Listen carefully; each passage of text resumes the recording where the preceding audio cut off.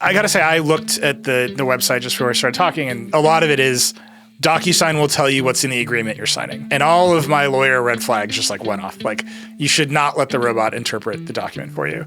Once you've signed, the agreements go to a deep, dark place. It might as well be a physical filing cabinet in a basement. In fact, it's probably harder to find now than it used to be when it was in the filing cabinet. This mass customization is not a new thing. That's been going on for a while. It's sort of advanced mail merge, right? Yeah. And so you said it. I didn't want to say it. You said it. I mean, it is. Hello and welcome to Decoder. I'm Nilay Patel, editor-in-chief of The Verge, and Decoder is my show about big ideas and other problems. Today, I'm talking with Allan Thygesen, the CEO of Docusign. You know, Docusign, the platform where you sign things online. 7,000 people work there, which is one of those facts you see fly around sometimes that has always felt like perfect Decoder bait. What are all those people doing? And what kind of a product roadmap does a company like DocuSign even need? I always assumed that I would never find out the answers to these questions, because most enterprise software CEOs do not like being on Decoder. That's because most enterprise software is terrible, and they don't actually use their own products, so they have a hard time answering my questions. So I was pretty happy when Allan agreed to come on the show, and told me that he had actually used DocuSign himself just that morning. From there, we talked about what DocuSign's platform actually is, how it's expanding, and of course, how all of those employees are structured. This is a good one. There's even a couple dunks on Google in the mix. Okay, Allan Thygesen, CEO of Docusign. Here we go. Allan Thygesen, you are the CEO of Docusign. Welcome to Decoder. Thank you, Nilay. Good to be here. I'm excited to talk to you. I always love it when an enterprise software CEO comes on the show. Most of your competitors in enterprise software are very reticent to show up and answer the first question. When was the last time you used your own product? This morning. This morning. What did you sign? Can you say? I signed an agreement for our procurement team, but yesterday I signed your release form. Very good. It's the most important question, I think, for enterprise software CEOs, because the experience of using enterprise software is, I would say, on the whole, pretty dicey. It's not great. I agree. And DocuSign is a weird one. It's in the background of everything all the time. Most people don't use it. I think like a lot of lawyers, maybe procurement teams, use the product. Most people sort of experience DocuSign. How do you think about that split? I mean, it is sort of a two-sided network, right? So we sell to businesses and other organizations that want to send documents for signature, prepare them and send them. So that's been historically our business. And then consumers or other companies sign documents. They're the counterparty, but they don't pay us anything. And so most people have experienced us that way. And then if you work at a company and organization that uses DocuSign, you may have experienced being on the sending side of approvals or other functionality. That business is really interesting to me. DocuSign as a company is interesting, most notably because it's been an independent company for 20 some years. It's a public company. From what I experience, again, as somebody who just experiences DocuSign, it's just there. It's just in the background of almost every kind of thing I do. But it's shocking to me that it hasn't been acquired or people haven't tried to acquire DocuSign. The product range hasn't dramatically expanded in other ways. How do you account for that? It's expanding now. Well, sure. We'll come to that. In the way that everyone's expanding, right? Now the chatbots are going to do all the work for us. But like, how do you think about the fact that it has been effectively one product experience all this time? What's made it resilient in that way? Well, yeah, so you're right. We are a little over 20 years old. And the original idea was to help companies and individuals sign agreements online. And at the beginning, no one thought that was a good idea. Not regulators, not companies, not consumers. And so there was a tremendous amount of trust building across those three constituencies that happened over time. But as you said, over time, we became trusted for a variety of transactions. And now it's sort of in the water across companies of all sizes and functions. Look, we did come up with a great idea, and when you have a good idea, you want to run with it. And I think DocuSign has done a really good job of that. With that said, I mean, part of my goal in joining about 3 years ago was to say, okay, that's an amazing foundation, and we're privileged that people have positive associations and we're used by 1.8 million companies. What do we do for an encore? How do we broaden the platform? And the company, I mean, we'd had some ideas on that for a while, thinking about the entire agreement journey, but we'd never really put it all together. We'd never gone beyond the marketing side of identifying that problem to actually delivering solutions that could solve it. And I think that's what we're doing now. And so that's very exciting. But the signature piece is a foundation. That is the most pivotal moment in the life cycle of an agreement. It's a very high value, a high stress moment for many people, and making that simple and delightful was a very meaningful value proposition, and it's a lot harder than it looks. Let me ask you a very existential question first. Again, I sign DocuSigns. My signature in DocuSign has no relationship to my actual signature, right? Like DocuSign just generates some cursive that says my name. Yeah. What is a signature? And like in DocuSign's worldview, what is a signature? I mean, signature to me is really identity and consent commingled, right? And the identity aspect, there's a lot of things we do to identify you, right? We obviously this thing comes to you in your email or via SMS or via WhatsApp. We do all kinds of IP tracing and other things, and to validate that you are the intended. Let's say you're the signer, that you are the intended recipient. And that whole trail is then auditable and can be used in a court of law. So it's a perfect substitute for a wet signature that you might otherwise have done. In practically all cases, there are a few in the U.S. that are still requiring you to sign something in person, but we've done a pretty good job over time getting to a place where that it's felt that that's super secure. And from the consent perspective, I mean, you're right. It could be a dot, it could be a checkbox, it could be a signing. It's almost less important. There are some personal expression aspects of it, but it's the identity piece that's the most important, and then the fact that you take a step that indicates consent. Just to make that as reductive and simple as possible, it sounds like the service that you're providing as DocuSign is, you know who I am, you know who the other party of the agreement is. Yep. I hit the button, and your database says this person that we verified hit that button, and they say agree. And then if the contract comes into question, you can say, well, you definitely signed it. At the very least, maybe you disagree on the terms, but you definitely signed the contract. We're not going to argue about that. That implies like fundamentally a product is just a big database of identities and then a marking of consent. Is that how you think about it in like the most reductive way possible? That's the aspect of the execution side. There's all the stuff that leads up to preparing a document for execution.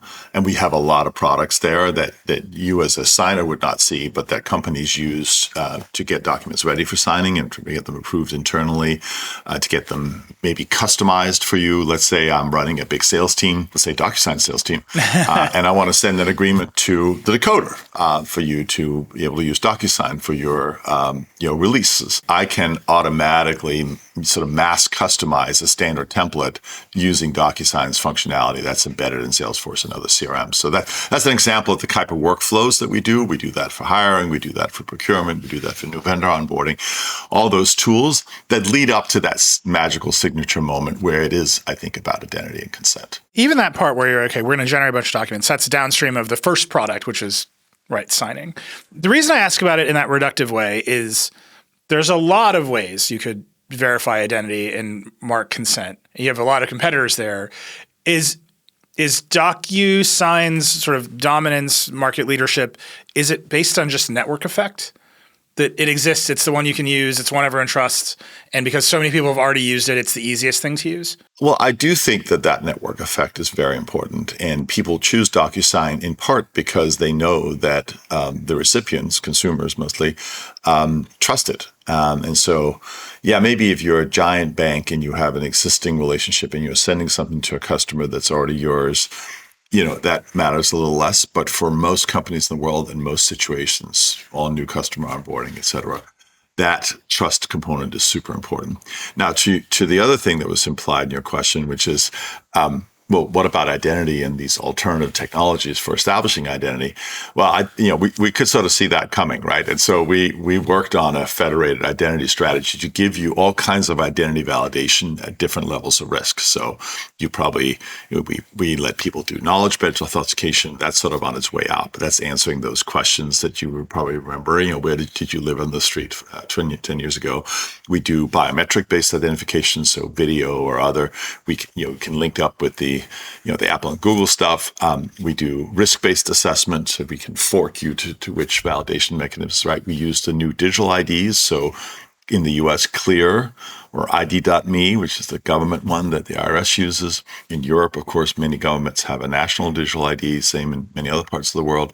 And all the way up to a notary solution, we have online notaries. So whatever your, should say, risk assessment, whatever you feel is the appropriate trade-off between convenience and security, we can give you all those solutions turnkey in one platform. And then at the end, most of the time, you're also legally required to get a signature. So, when you think about that journey, right, who are your biggest customers? Is it just big banks? Is it mom and pops? How does that break down for you? we're incredibly diversified. So we're used by, as I mentioned, 1.8 million companies. By definition, if you have that many customers, most of them are going to be small. But we are used by over 95% of the Fortune 500 and equivalent in many other international markets. And then many mid-sized companies, and then a huge long tail of small companies. And no one company represent any meaningful share at all of our business. That said, our biggest customers tend to be banks or other large companies that have high volumes of high value agreements. If you have agreements that matter and you're entering into them in large volumes, you're very likely to be a Docusign customer. Is that the push for growth? And I do want to talk about your expansion into other kinds of products and services. Is part of that you're just out of big customers? There's no more fish in the sea? Well, we already have most large companies in the world as customers, but of course there's so much more we can do for them beyond the signing piece. And even the signing piece, we're certainly not done with that. I mean, even the large banks who've been with us for a decade plus, but you go and audit them on how many of their agreements are actually automated and digitized and executed electronically, and it's 20-30%, because people take the biggest high value workflows and everything else is sort of left to the side. So we have a lot of opportunity. If we can make that more efficient and easy to do, we can close all of that gap, as well as, of course, provide this broader value in all other aspects of the agreement cycle. Talk to me about that. So there's identity and signing, which I was very curious about, because the notion that a signature represents many complex concepts underneath, I think most people don't ever spend time unpacking Think about it. No. So that's the first part. Then there's, okay, we're generating documents for signature. We might as well help draft the documents and prepare them and get them approved for that final step. I want to understand that a little bit. And then there's obviously your expansion into AI and other tools and other parts of the workflow. At what point do you run into Microsoft Word, right? Like, where is the boundary of some of that work, and like, where are the boundaries of some of that opportunity? Well, I mean, we ran into Microsoft Word the day we got started, right? And Microsoft Word is where 90+% of legal documents get authored. That's the tool that most lawyers use. That's where documents are crafted and often negotiated, redlined, et cetera. So we've always been deeply integrated with Word, and of course with Google as well, and frankly with all of the tools that people use to do their jobs. So I mean, we've had a 20-year partnership with Salesforce. Saying we were, I think, the first or second vendor on the App Exchange, and deeply embedded in their flows. We do similar work with Workday and SAP and so on. So to your question about, I don't think that we or Microsoft have ever thought about competing with each other. Like Microsoft, I mean, I worked at Google for 12 years before taking this job. And so, similar scale company.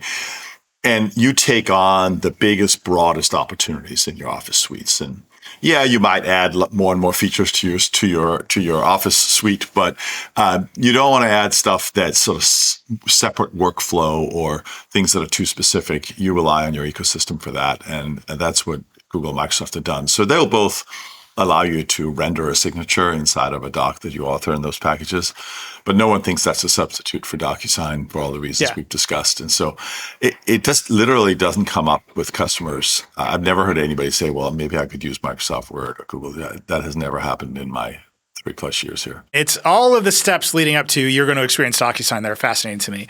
So when you say help prepare a document for signature, there's the drafting, right? Microsoft Word. Honestly, Microsoft Word might be the reason I'm not a lawyer anymore. I was like, I can't use this software anymore. There's a Microsoft Word of it. We're going to redline a bunch of stuff. We have the document.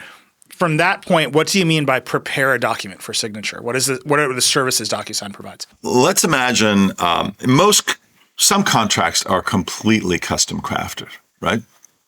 Maybe, but most I think you're a lawyer, right? So most documents, most contracts start with a template of some kind. Yeah. Maybe it's a template for something really complex, like an M&A agreement, or something really simple, like an NDA, or anything in between. Could be a master service agreement between a company and another company, or a license agreement. But they always have a template, and then they tailor it. Some of that is done sort of legal tailoring, right? I want to have different limitation of liability. I want to have different payment terms.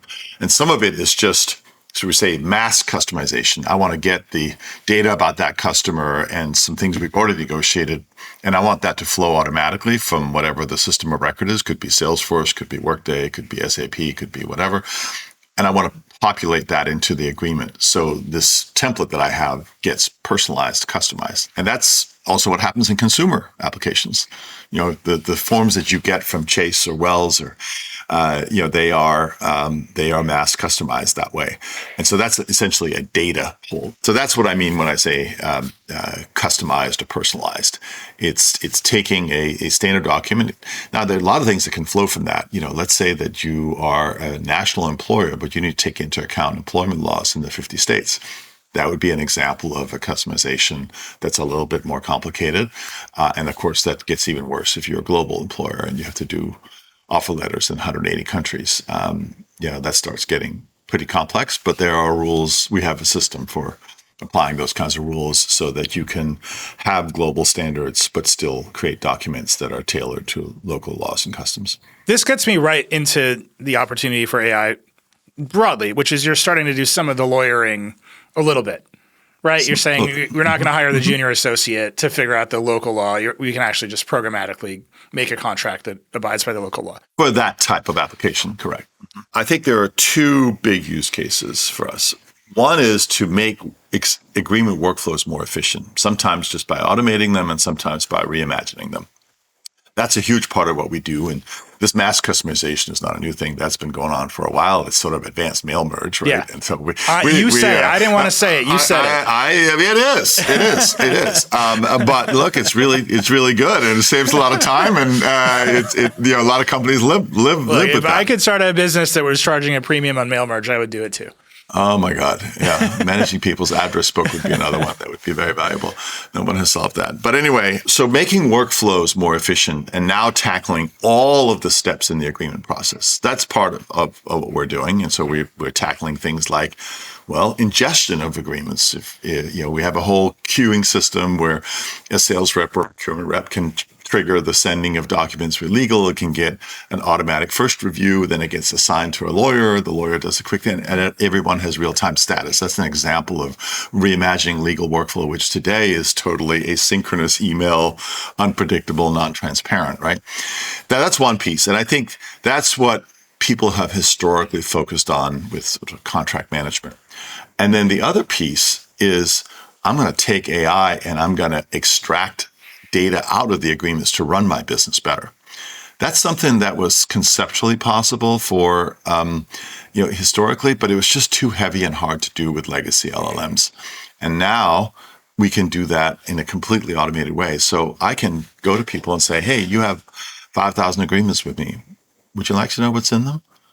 Let me highlight how these agreements deviate from agreements with peers. Your company X is coming up for renewal in 90 days. How can I review that? How can I know what I should be renegotiating? I can give you that using AI, automated right off the shelf. It leverages the fact that you already use Docusign and you've already stored your agreements with us, uses modern AI, and then adds, of course, some workflow and automation on top. I want to ask about all that in depth. Let me take a beat here and just ask the Decoder question so I have a better sense of the company itself. How is Docusign structured? How many people is it and how are they organized? Docusign has a little under 7,000 employees.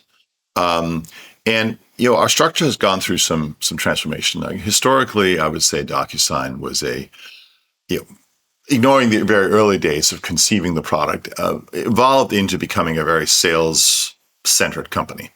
Sales, most customers interfaced with Docusign through sales. We had a very large sales team, and that was sort of the most powerful function of the company. And things flows from there, were optimized around that. When I joined, and I very quickly realized we needed to completely reimagine our product roadmap. I really wanted to put product at the center of the company and say, we're going to articulate a new product roadmap and things are going to flow from there.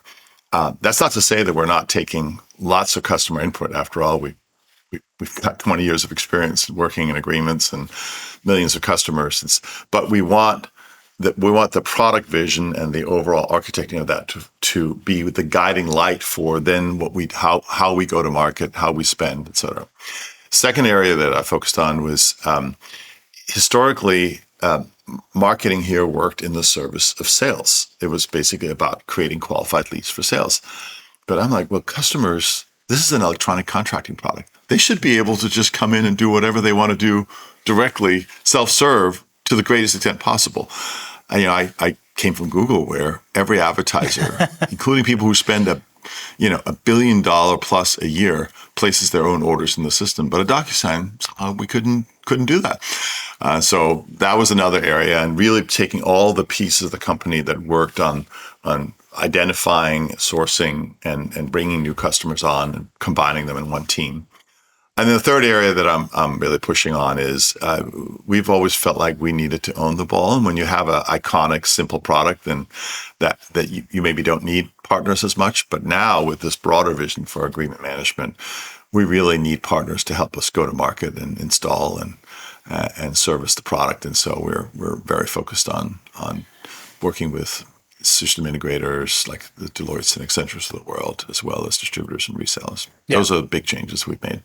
I have to say 7,000 people is a shocking number. The last number I heard was actually 4,000, which was shocking then. How are 7,000 people organized at DocuSign? Is it sales and marketing? Is it product? How does that work? Sales and marketing is the biggest area. We have about 1,000 account executives that cover everything from SMB accounts all the way up to enterprises. We're not a small company. We do over $3 billion in revenue. Our revenue per employee is pretty much in the median of the SaaS businesses. So sales and marketing is the biggest function, and it's everything from pre-sales to account executives to customer success people that help with implementation and support, of course. Product and engineering, we have about 1,000 people in engineering, 1,200 in engineering proper, and then there are product managers and designers and so on. I think if you look at the number of countries and the complexity of the regulatory and compliance environments we're in, that's a significant effort. And then now with IAM, I pivoted pretty much all of the open investment dollars in the company in the last 3 years have been pivoted into this. So we've gotten much leaner on the sales and marketing side, and we've got invested more heavily in product and engineering. IAM is the AI product. Mm-hmm, that's right. When you think about shifting that investment focus and then something like self-serve, you were at Google. You were at Google for, I think, 12 years, something like that. Oh, mm-hmm. Yeah. You've been the CEO of Docusign since 2022, so you've been there a minute. 3 years. Mm. How did you think about changing Docusign? How was it organized before? And then when you got there, how did you work through, okay, here's how I'm going to reorganize it for the opportunities I want to attack? I think the low-hanging fruit was helping the company pivot from just being a good machine for acquiring new customers, but not necessarily an amazing retention machine. So focused on customer retention and customer success and adoption. I think we sort of took that a little for granted.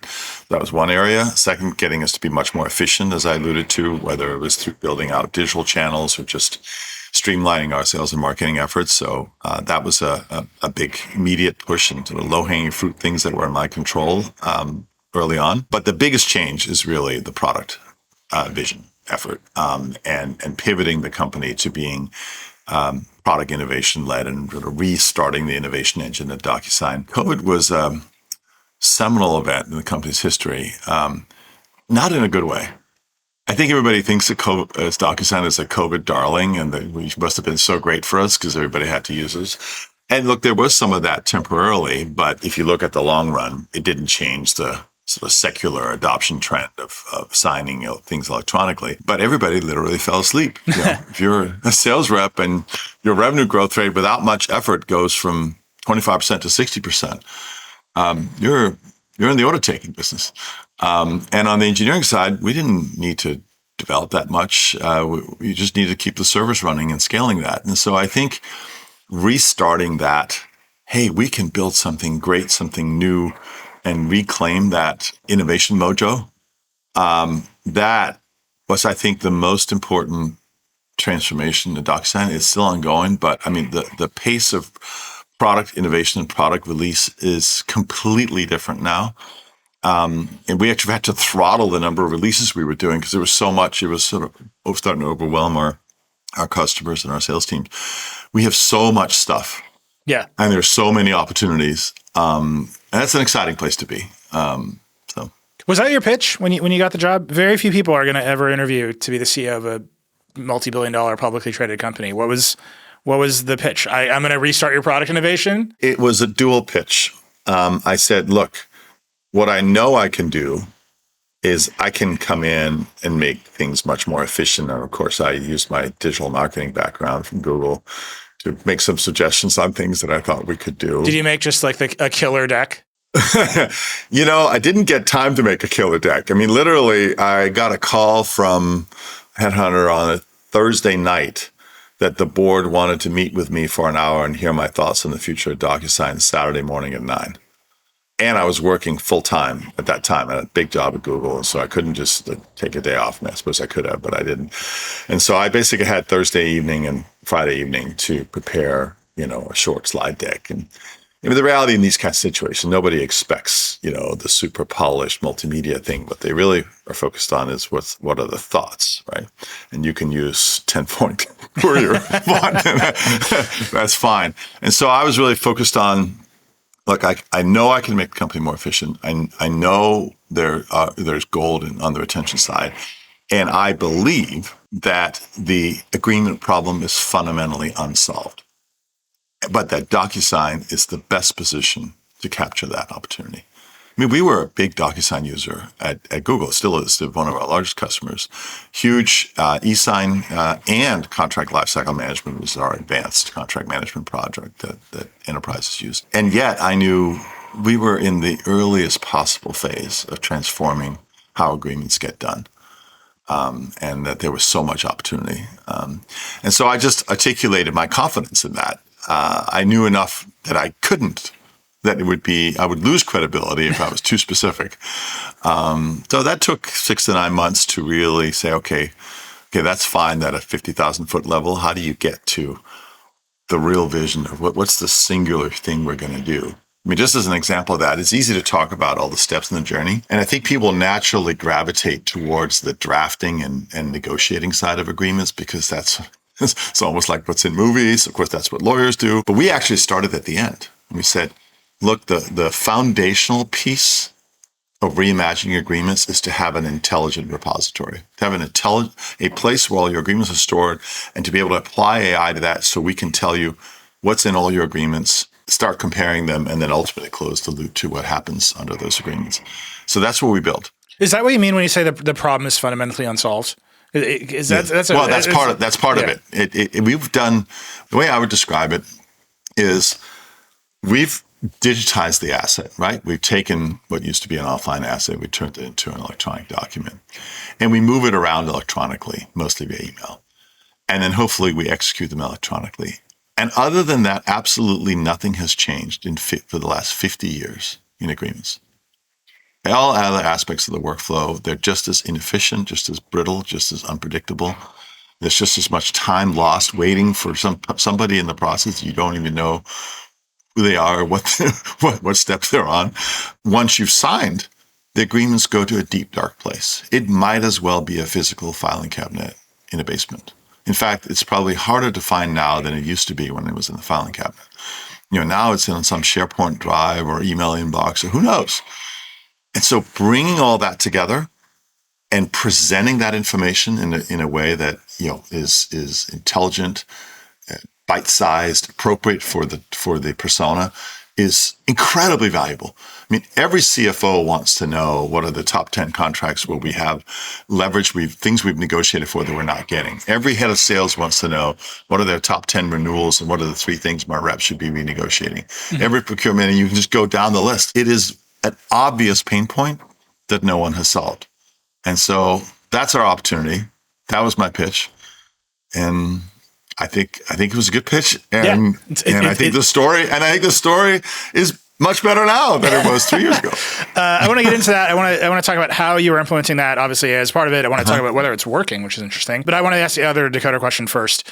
Obviously, you're at Google for a long time.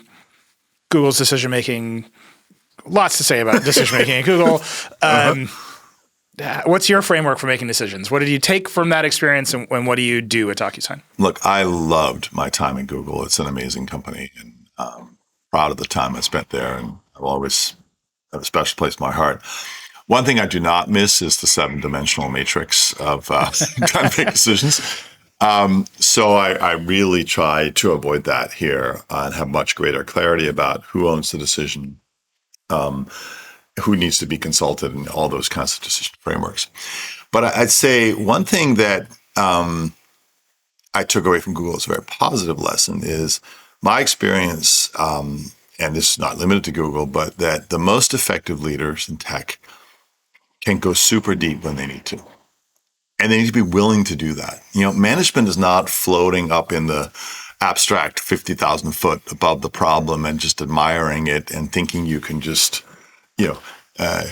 operate at that level. I think when hard decisions need to be made, one-way doors, things that are complicated, you need to be able and willing to really dive into the details.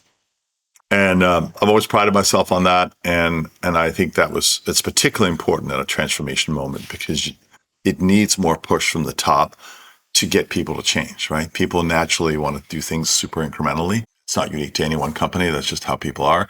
And so if you're trying to get more radical change, you need to push. And in order to push and not break everything, you need to get deep in the details.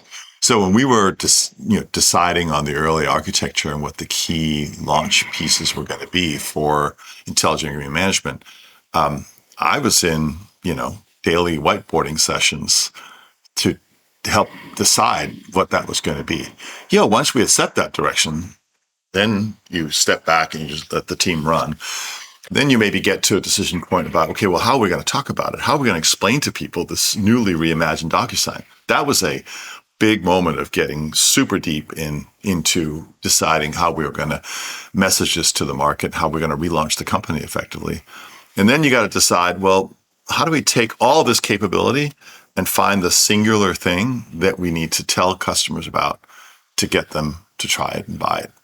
Because all software has 10x the functionality that people use, and finding that singular proposition is super important. So those are examples of things that I got much more deeply involved in. And I think that is essential to being effective. Yeah. But then you got to let go. So let's talk about the technology here. It's intelligent agreement management. That's the new system. That's where the AI focus is going. You've talked about it already a little bit, right? You have this library of documents you've signed. You can extract intelligence from them. I got to say, I looked at the website just before I started talking, and how are we marketing this thing? And a lot of it is DocuSign will tell you what's in the agreement you're signing. And all of my lawyer red flags just went off. You should not let the robot interpret the document for you. And one of the reasons is, is DocuSign now responsible for the interpretation of this agreement, right? If I sign this and, the AI hallucinated an interpretation of this clause and then I'm mad, do I get to sue DocuSign? I think the reason you're seeing that on the website is we literally just launched this for consumers last week. And so it's the most recent release. It's not generally wouldn't generally be the top thing, but right now it's newsworthy, and things that are consumer facing tend to get more attention, as you know. Here you are on Decoder. With all that said, look, we've had agreement summarization for a long time. We provide it internally to companies that prepare documents, that send documents. We waited a long time to launch it for consumers, exactly because of some of the concerns that you raised, right? We wanted to get to a high level of accuracy. We wanted to make sure that we could position this as something assistive, but that we're not replacing a lawyer and you still need to get legal advice, but that people valued that sort of high level summary. And all of our very robust testing suggests that people are more comfortable and have greater confidence, and that they at the same time understand that when something's sensitive, they need to get to a lawyer. So it's a delicate thing, right? We want to be the place that people trust the most for receiving and executing agreements. And so not providing an AI service isn't really an option. And at the same time, you got to have a ton of guardrails to avoid putting yourself in a position where people who claim that they relied on you or that you are that you are acting as a lawyer. Yeah, I'm just curious about the dynamic there. I was talking to a colleague of mine just before we started, and I said, they've got this new product. When I asked him about it, and what she said to me was, "Oh, that makes sense. I already take the agreements and paste them into ChatGPT." And exactly. What it's happening. But in that case, right, you don't get to go in front of the judge or file the complaint or even send the threatening letter being like, this is what ChatGPT told me the document I was signing says. Well, I think there's some distance there. They're probably worried about that, whether they might be worried about the consumer's going to do it. But I think there's like that fact pattern is like, well, that's your fault, right? I pushed the button. I indicated consent after having my identity verified in the database next to the summary is a different fact pattern. So what are the guardrails that you thought of? I mean, because it's going to happen, right? Someone's going to blame you for a mistake that they made or that the system made. What are the guardrails that made you comfortable with that or that made you think we're not liable at all? There's two answers to that. I mean, there's sort of what got it comfortable legally. I think we got very comfortable that all the language and disclaimers and how it was done graphically and so it was fine. But I don't think that that's the big question. To me, it's more of a moral question, right? Are you doing the right thing for the customers? Feel good about that. And we got to a place where there was no question in our mind that this was better for consumers and that to continue to uphold trust in our platform as a place to come and execute documents, that we were the best position to provide this kind of additional advice and context. In fact, it would be dereliction of duty not to provide it, and that we needed the best possible job we could to make sure that people understood that this was context. But if this is something that's really sensitive for them, they should get a lawyer. Of course, they don't today. Yeah. They just sign.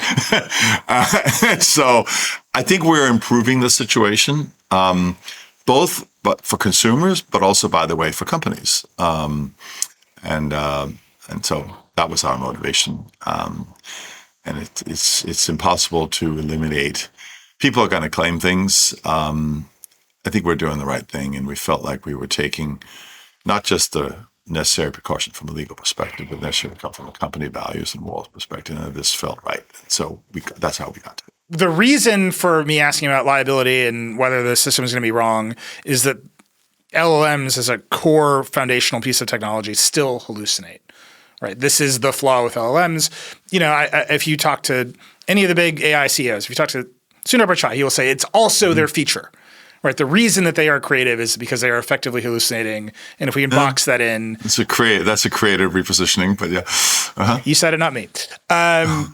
This is the dance, right? You want an LLM that can do a bunch of creative writing. You need hallucinations. You want an LLM that's going to do legal analysis on a library of documents that maybe is 20 years old. You really don't want it to hallucinate. How are you constraining the LLM to make sure it does what you want it to do? I mean, so if we pivot to the folks that use our document to use our tools to prepare documents, there are a lot of guardrails that we put in. I mean, we have a whole risk scoring thing. We of course benchmark you versus your existing templates or playbooks, as they're often called inside of companies, and highlight things that deviate from that. And this is true both for agreements that the company prepares themselves and for third-party agreements that they receive from others, because of course most companies are takers of terms from other companies, right? And so there's a lot of workflow there. We also don't fully automate flows. We put deliberately humans in the loop at key decision points, and I think that will persist for a very long time. Companies are very averse to the risk of automation that's going rogue. We talked about this. I was at Google for a little while, and there was a lot of efforts at automating the commerce process. And this is for buying toothpaste. and both consumers and retailers were very resistant. And even with all the new stuff, I think it's getting better, but I still think there will be a lot of hesitancy, and those are much lower stakes than agreements. So, but put that into practice for me, just with the products you're talking about today. I am a company. I've got 20 years of agreements in DocuSign. I want to know, how have my terms changed over time? And I ask DocuSign to generate that intelligence for me. What's the guarantee that it's not just hallucinating, that it doesn't go through the first 5 years in the RAG process and then it just decides to get bored and makes up some contracts that never existed? Look, I think the stakes and the opportunity for hallucination in an extraction scenario are far lower than in a drafting scenario. Sure. But it's going to draft a report, right? You're going to layer it'll highlight things. Well, I mean, you got to link to the sources. You got to have all of that to sort of show your work and the logic of the decisioning. But look, there's no amount of automated decisioning that's ever going to be 100% perfect. I think we're getting to an extremely high level of accuracy. I mean, we have the largest agreement repository in the world. When we got started, this is a very interesting story. So when we got started with IAM, we have petabytes of agreements because of our signed product, but we did not license those agreements specifically for processing and AI. No one thought of that, and I don't think people would have consented anyway. And so we said, we're not going to use any of that data. We're going to require customers to, on a one-on-one basis, consent to allow us to process individual agreements, and we're going to put in product functionality so they can opt out at any time. So that meant that when we started, we only had access to public agreements, which is what the big LLMs have as well. And we had a very good level of accuracy in our extractions as rated by human eval. And then we turned the loose on actual agreements inside these companies, and the accuracy fell 15 percentage points. Wow.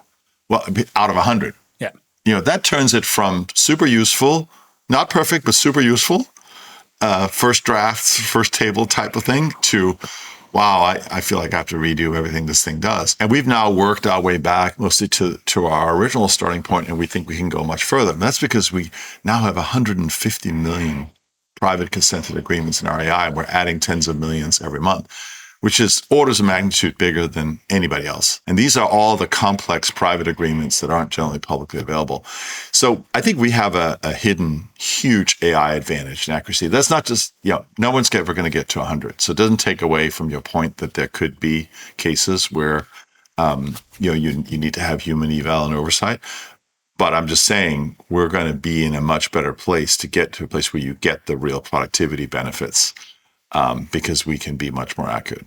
You're not training your own models, right? It seems you're obviously using foundation models from other companies. Yeah. So we started with OpenAI and GPT. We use that. Azure as our first public cloud provider, and since then we've added other frontier models, and so we score them against each other and use the best of the best. And it's an incredible innovation pace, and so and capital investment that's going in, and the cost per token, right, is your cost per unit, if you will, has just been dropping precipitously. And so for a company like us, for whom that's a cost of goods, that's amazing. Yeah. I can now go to customers up to a pretty large size and say, just give us one agreement. It's included in your price. Tell me what the dynamics of the AI pricing per token, because the idea that the prices are falling requires some amount of competition in the market, right? It requires the ability for you to switch. Are you building your system so you can switch from model to model, or are the models different or differentiated enough? We already have. Look, early on, you have to say GPT was, head and shoulders ahead of other frontier models. And over time, so we started there, plus our internal models, and we had 5 years of experience in building and using AI models internally.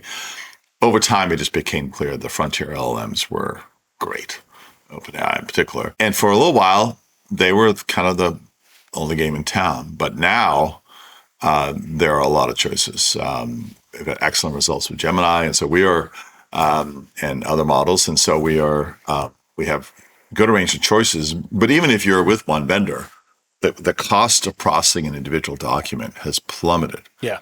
when we got started at that summer of 23, I was very worried that we'd have to have this very complicated pricing structure tied to the number of agreements that you were uploading, because the cost to process them and reprocess them all the time for all these things people wanted to do felt like it was going to be prohibitive. And now, up to a fairly large company, it just included in your subscription, and it's a totally different game. So it's like a factor of 100. So do you think the models are interchangeable? I mean, you're talking about them all getting good and they're getting terrific. I mean, I don't think they're perfectly interchangeable, but for our purposes, for the applications, I mean, obviously the models have different personalities in the consumer context, and for certain specific workflows like coding, there's some models that I think have some specific advantages. But for document extraction, we're able to get very good results with multiple models. And multiple of the top frontier models. And they are advancing at roughly similar rates. This leads me to basically the bubble question, right? If you're saying we're delivering a bunch of value, but the cost of the models is so low that I'm just bundling into my existing subscription cost, unless the customer is so big that they're using massive amounts of tokens, how do you expect the model companies to make any money, right? Like that's a race to the bottom where if you're not charging additional margin, you're not going to pass any on to them. How do you expect that to reconcile? I mean, look, I am obviously writing a large check to Google. So it's not that it's insignificant. It's just that the incremental is value of an additional. But you're getting more usage for the same dollar over time, right? I'm getting more usage for the same dollar. And look, they've gotten so much more efficient. The models have gotten better. The hardware has gotten better. The amount of CapEx that's gone in, that's now being replicated is incredible.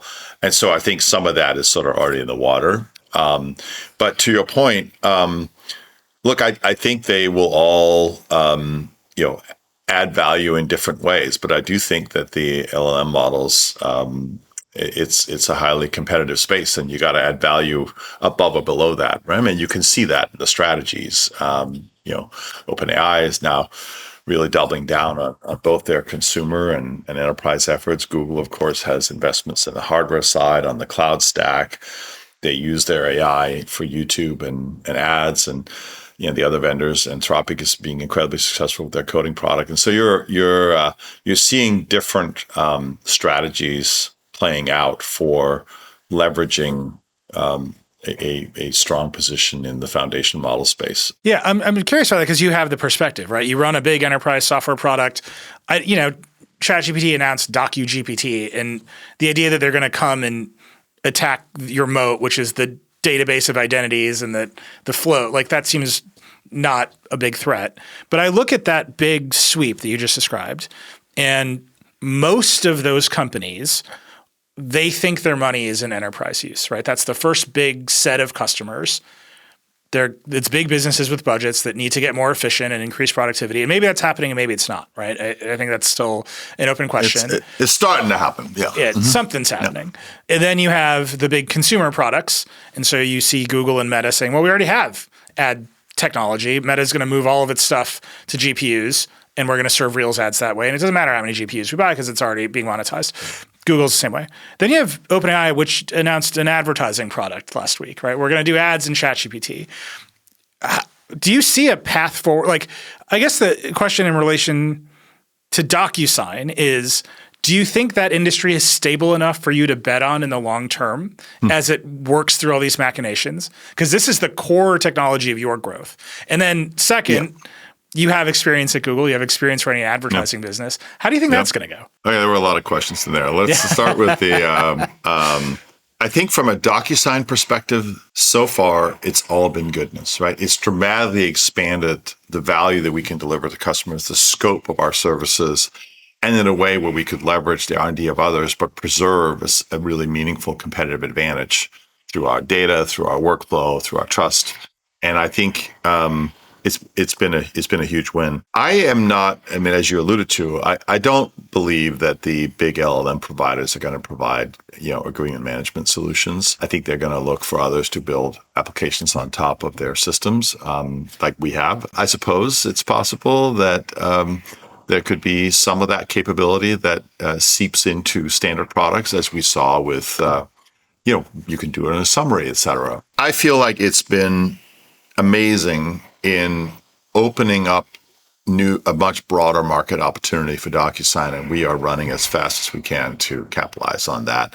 And I think the cost dynamics so far have been super favorable to us, and frankly, I expect that to continue.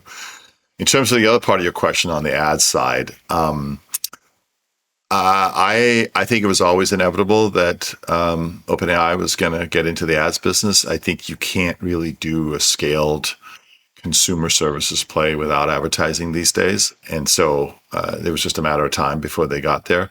It'll be delicate to incorporate ads into a assistive AI experience. But look, it was delicate for Google to do that with paid search, but they did. And I think that turned out to be a huge value unlock. So I think that prize is very significant. And I actually think they're late in launching it. They should have done it earlier.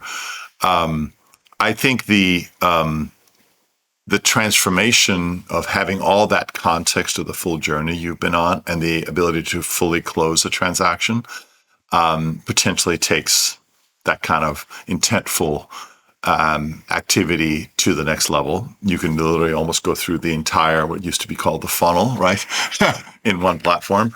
That's incredibly valuable. And so it's a big prize. And that's why I think OpenAI is investing, and that's why Google is fighting hard and keep its position, and why Meta, I think, is well positioned, and why there are so many Meta people at OpenAI. Yeah.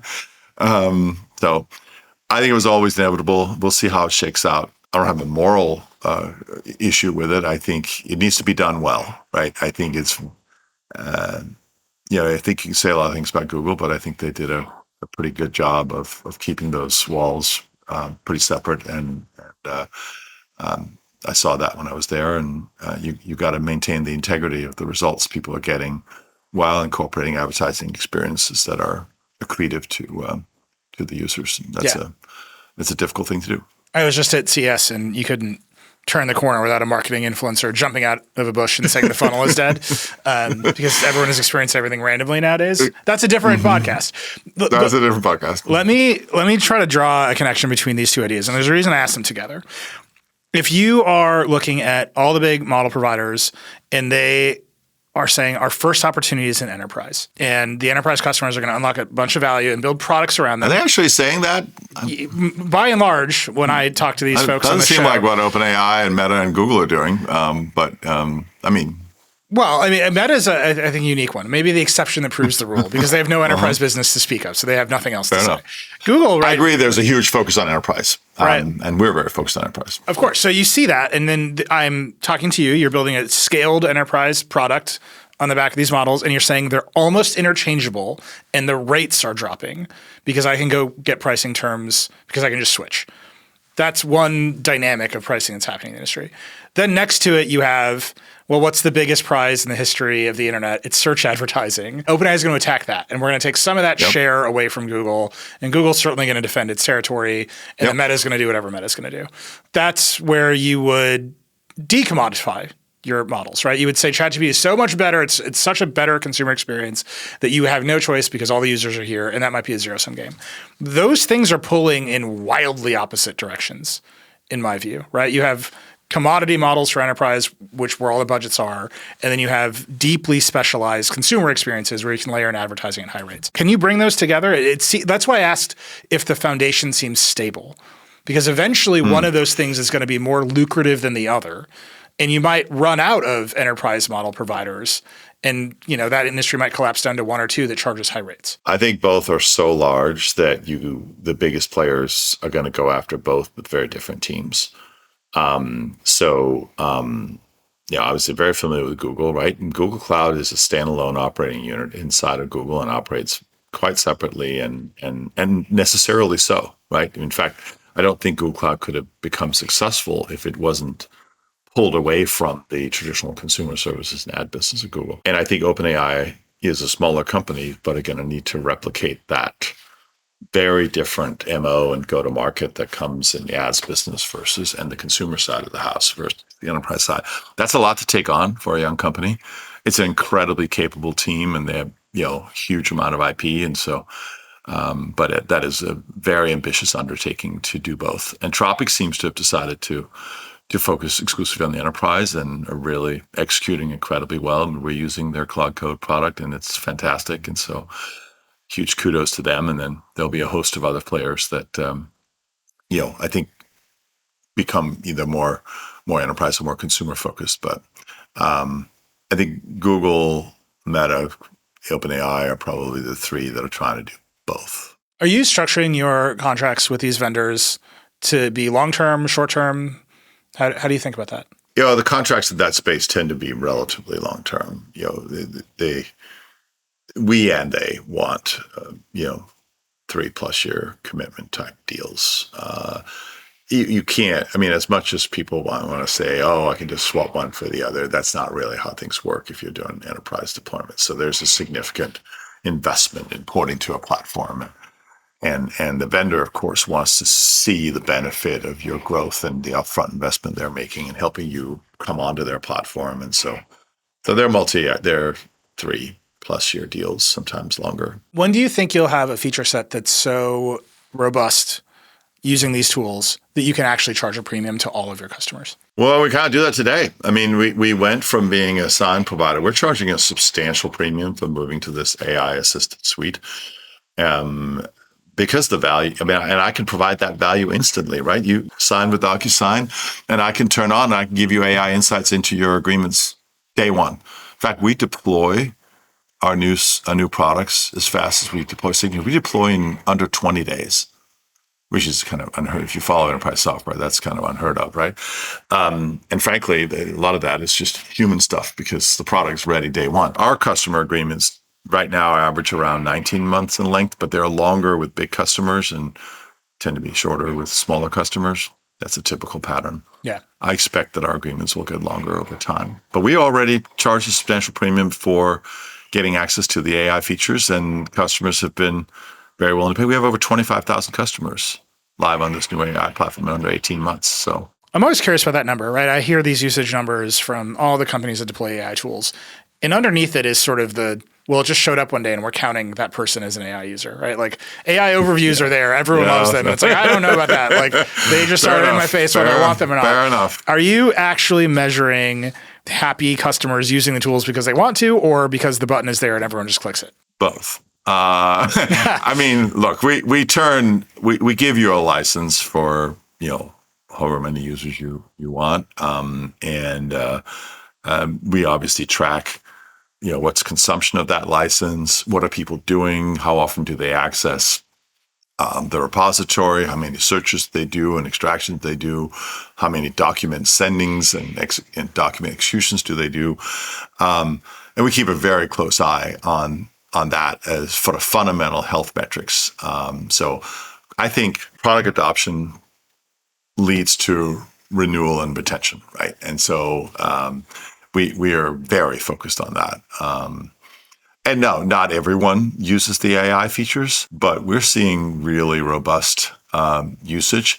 And we're also constantly looking for ways for more of the users discover what's possible. This is one of the endemic problems in enterprise software. You build the stuff, but how do people actually figure out what's possible? And the good news is we have something that has a near universal value prop and can be deployed easily, and we can keep there are all kinds of magic moments where, did you know you could do this? We're making that available. So as you send a document or as you sign a document, hey, would you like a agreement summary? You'd like to know how this agreement compares. Hey, did you know that we have all of them and you can see all this stuff? And that's it's a new world. It's exciting. I do love that the future of all software is some combination of like ultra smart Clippy and tooltips. It's there's something there. Someone should write a book on it. Yeah. All right. Hopefully we're providing more value than that. Yes. You're an enterprise software CEO. You faced the gauntlet. So I'm going to ask you the hardest question of all. You use your own tools. You started off by saying you use your own tools. What is your biggest frustration with DocuSign, and how would you fix it as a product, not as a company? I don't think our mobile experience is good enough. I would expect that everything should automatically flow. We should predict the next steps. And, it all works Obviously, millions of people sign with DocuSign daily, so and often on their phones. But I think there's still some room for improvement there, and so I'm pushing the team on that. Well done. You actually answered the question. Most enterprise software CEOs don't, so I commend you for that. Allan, this has been great. Thank you so much for being on Decoder. Thank you, Neil. I really appreciate you having me. I'd like to thank Allan for taking the time to join Decoder today, and thank you for listening. I hope you enjoyed it. If you'd like to let us know what you thought about this episode or really anything else, drop us a line. You can email us at decoder@theverge.com. We really do read all the emails. You can also hit me up directly on Threads or Blue Sky. If you like Decoder, please share it with your friends and subscribe wherever you get your podcasts. If you really like the show, hit us with a 5-star review. Decoder is a production of The Verge and part of the Vox Media Podcast Network. We'll see you next time.